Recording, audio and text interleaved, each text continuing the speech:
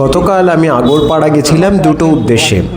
একটা হচ্ছে শ্রী আনন্দময়ী মার আশ্রম দর্শন করা, আর একটা হচ্ছে গিরিবালা ধাম দর্শন করা বা গিরিবালা শ্রীকৃষ্ণকুঞ্জ দর্শন করা। আনন্দময়ী মার আশ্রম দর্শনের অভিজ্ঞতা তো গতকাল আমি আমার ভিডিওতে শেয়ার করেছি। এবার আজ আসুন আমরা সবাই মিলে যাই গিরিবালা শ্রীকৃষ্ণকুঞ্জে। এটি আনন্দময়ী মার আশ্রম থেকে হেঁটে গেলে আপনার 5 মিনিটের মতো লাগবে, বেশি দূর না, একদম কাছাকাছি। গঙ্গার তীর ঘেঁষেই এই দুটো দ্রষ্টব্য জায়গা আগরপাড়াতে আপনি পেয়ে যাবেন। কথা বলতে বলতে দেখুন আমরা ঢুকে পড়েছি আগরপাড়ার গিরিবালা আশ্রমের প্রিমাইসেসের মধ্যে। এর মধ্যে ঢুকতেই একটা বেশ ভাঙাচোরা বাড়ি দেখলাম, তবে বাড়িটি যে কার এবং বাড়িটা সত্যি সত্যি এই গিরিবালা দেবীর বা গিরিবালা দাসী যিনি ছিলেন তার সঙ্গে কোনোভাবে সম্পর্কিত কিনা সেই বিষয়ে কিছু জানার কোনো উপায় দেখলাম না। আমরা ঢুকে পড়লাম এই আশ্রমের মধ্যে বা এই শ্রীকৃষ্ণকুঞ্জে। এখানে কিন্তু দরজা দুপাশে দুটি শিলাফলক আছে, একটি শ্রীমতী গিরিবালা দাসীর নামে এবং অন্যটি অন্য একজনের নামে। তবে দরজা দিয়ে ঢুকতেই এই মন্দিরের একটি সংক্ষিপ্ত ইতিহাস এবং গিরিবালা দেবীর বংশলতিকার তালিকাটি এখানে পাওয়া যায়। ভেতরে ঢুকতেই যেটা অবাক করে সেটা হচ্ছে যে এই মন্দিরের সঙ্গে বা এই মন্দিরের স্থাপত্যের সঙ্গে কিন্তু আমাদের প্রাণীর পীঠস্থান দক্ষিণেশ্বর মন্দিরের একটা মিল খুঁজে পাওয়া যায়। আকৃতিগত প্রকৃতিগত দিক থেকে মিলটা থাকলেও আসল মিলটা কিন্তু অন্য জায়গায়। এই মিলটা ধরতে গেলে আপনাকে খুঁজতে হবে গিরিবালা দেবীর পরিচয়। গিরিবালা দেবীর সঙ্গে দক্ষিণেশ্বরের সত্যি একটা আত্মিক যোগাযোগ আছে, অর্থাৎ দক্ষিণেশ্বর মন্দিরের প্রতিষ্ঠাতা শ্রী রাসমণি দাসীর প্রথম মেয়ে পদ্মমণি দাসী, প্রথম ছেলে গণেশচন্দ্র দাসের ছেলে গোপালকৃষ্ণ দাসের বিধবা পত্নী হচ্ছেন এই গিরিবালা দাসী। সুতরাং সম্পর্কে তিনি রানী রাসমণির নাতবউ বলা চলে। সুতরাং বুঝতেই পারছেন যে স্বভাবতই দক্ষিণেশ্বরের সঙ্গে এই মন্দিরের মিল থাকাটা কতখানি স্বাভাবিক। দক্ষিণেশ্বরে যেমন একটি নাট মন্দির রয়েছে মা ভবতারিণী মন্দিরের সামনে, এখানেও তেমনি একটি নাট মন্দির রয়েছে। নাট মন্দিরটির স্থাপত্যশৈলী অনেকটা দক্ষিণেশ্বরের মন্দিরের মতোই, অর্থাৎ গথিক স্টাইলে তৈরি করা। চারপাশে উঁচু উঁচু থামের ওপর দাঁড়িয়ে আছে নাট মন্দিরটি, এবং দুটি থামের মাঝখানে যে কাঠের ঝরোখাগুলো রয়েছে তার ডিজাইনও কিন্তু অপূর্ব। তবে দক্ষিণেশ্বরের মতো এখানে 6টা 12টা শিব মন্দির নেই। এখানে গঙ্গার ঘাট সংলগ্ন 3টে 6টা শিব মন্দির রয়েছে, সেই একই আটচালা পদ্ধতিতে তৈরি করা, অর্থাৎ আটচালা শৈলীতে তৈরি করা এই শিব মন্দির। যথেষ্ট পরিষ্কার পরিচ্ছন্ন একটি মন্দির কমপ্লেক্স। মন্দিরের মধ্যে বিরাজ করছেন রাধা মাধব, অর্থাৎ শ্রীকৃষ্ণ এবং শ্রী রাধিকা রয়েছেন মন্দিরের মধ্যে। চলুন আপনাদেরও একবার দেবদর্শন করিয়ে আনি। আর এইখানেই হচ্ছে সেই মূল যে ফলক সেটা রয়েছে। এখানে রাধা গোবিন্দজিউয়ের নামে এই মন্দির প্রতিষ্ঠা, এবং ইনি প্রতিষ্ঠা করেছিলেন জমিদার গিরিবালা দাসী। আর ভেতরে রয়েছে রাধা মাধবের এই অপূর্ব মূর্তি। এখানে শ্রীকৃষ্ণ সম্পর্কিত যে উৎসবগুলি হয়, যেমন ঝুলন যাত্রা, দোল বা জন্মাষ্টমী, সেগুলো এখানে মহাসমারোহে পালন করা হয়ে থাকে। এবং বিভিন্ন সময় বিভিন্ন পুণ্যার্থীরা আসেন এখানে এই মন্দিরে পুজো দেওয়ার জন্য, দর্শন করার জন্য। মন্দিরের ভেতরে রাধা মাধবের মূর্তি তো রয়েছে, সেই সঙ্গে রয়েছে গোপালজির মূর্তি।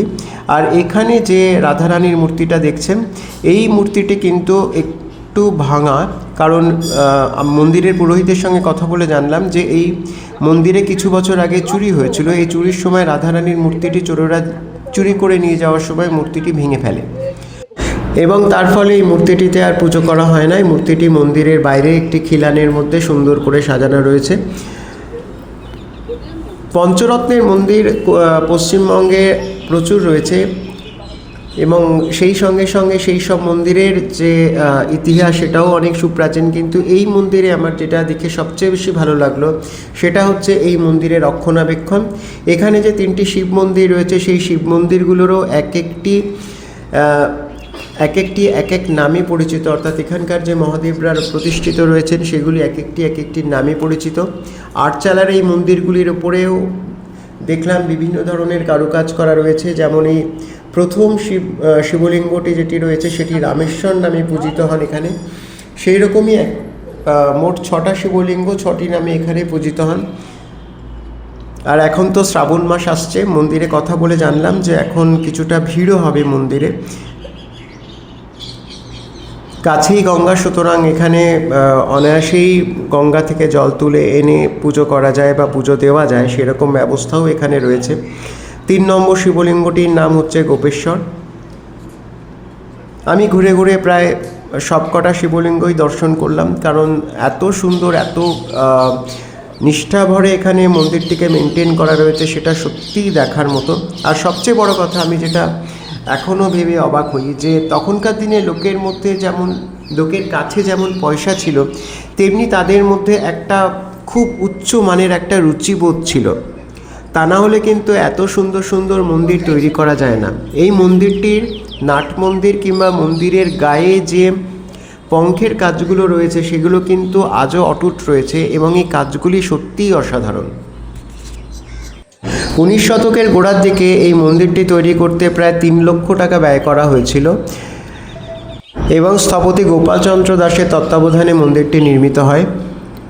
এই মন্দিরের গঠনশৈলী সম্পর্কে নতুন করে বলার কিছু নেই। আমরা তো অনেকেই দক্ষিণেশ্বরের মন্দির দেখেছি। দক্ষিণেশ্বরের নির্মাণশৈলীর সঙ্গে এই মন্দিরের নির্মাণশৈলী খানিকটা একই রকম, তবে সেটা নবরত্ন মন্দির, এটা পঞ্চরত্ন, এই যা তফাৎ। রত্ন বলতে মন্দিরের মাথার ওপর যে চূড়াগুলো, সেগুলোকেই মেনশন করা হয়। আর মন্দিরের পেছন দিকটাতে এখানে একটা পঞ্চবটি রয়েছে। পঞ্চবটি ঠিক কত 5 রকম গাছ দিয়ে তৈরি হয় সে তো জানি, কিন্তু কি কি গাছ দিয়ে তৈরি হয় সেটা যদি আমাকে জিজ্ঞেস করেন তাহলে আমি বলতে পারবো না। এর মধ্যে বট, অশ্বত্থ এগুলো থাকে, এগুলো আমার কিছুটা জানা আছে, বাকিটা আমার জানা নেই। পরে জেনে হয়তো কোনো এক অবসরে আপনাদের সঙ্গে এটা নিয়ে বিস্তারিত আলোচনা করব। খুব কাছাকাছি মন্দিরে কোনো একটা উৎসব রয়েছে, তারই কিছুটা তোড়জোড় চলছিল এই মন্দির চত্বর ঘিরে। আর ওপাশে যেমন 3টে শিব মন্দির দেখলাম, মাঝখানে গঙ্গার ঘাট, আর এপাশেও সেরকম 3টে শিব মন্দির রয়েছে। আর এখানেও 3টি শিবলিঙ্গে 3টি ভিন্ন ভিন্ন নামে তারা পরিচিত এবং পূজিত হয়ে আসছেন। এই যেমন ইনি ভুবনেশ্বরের পাশে রয়েছেন আরও একজন। আর প্রত্যেকটা মন্দিরের মাথার ওপরে এক সুন্দর সুন্দর নকশা করা, সেটা দেখতে আরও ভালো লাগে। সাধারণত পাথরের মন্দিরের গায়ে এই ধরনের নকশা করা থাকে, কিন্তু ইটবালি চুনসুরকি দিয়ে গাঁথা মন্দিরের গায়ে এই ধরনের নকশাগুলো সত্যি মানে দেখতে খুবই সুন্দর লাগে।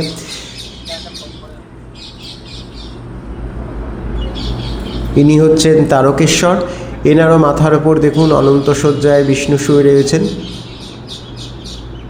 এক একটা মন্দিরের মাথার ওপরে এই যে কারুকাজগুলি, সেগুলি আজও অক্ষত রয়েছে এবং সবচেয়ে বড় কথা যে এগুলো এত সুন্দরভাবে মেনটেন করা হয়েছে যাতে ভবিষ্যৎ প্রজন্মের মানুষজনও এই মন্দির সম্বন্ধে কিছুটা হলেও একটা আইডিয়া পেতে পারে। যেহেতু গঙ্গার পাড়ের এই মন্দির, সেই জন্য আমার মনে হয় যে এই মন্দিরের রক্ষণাবেক্ষণের জন্য একটা বিশেষ সতর্কতা নেওয়া প্রয়োজন। কারণ হচ্ছে এর একটা আর্দ্রতা, এর বাতাসের আর্দ্রতা তো এই অঞ্চলের সবচেয়ে বেশি। আর সেই সঙ্গে সঙ্গে গঙ্গায় যদি কখনো জলোচ্ছ্বাস দেখা যায়, তখন মন্দিরের মধ্যেও জল ঢুকে পড়তে পারে। সেই জন্যই মন্দিরের ভিতগুলি যথেষ্ট উঁচুতে। আর এখানে দেখলাম যে যে গাছগুলো লাগানো রয়েছে তার চারপাশেও মোটা করে একটা বেষ্টনী করা আছে, যাতে ভেতরে কখনো যদি জল ঢুকে যায় তাহলে এই গাছগুলোর যেন কোনো ক্ষতি না হয়।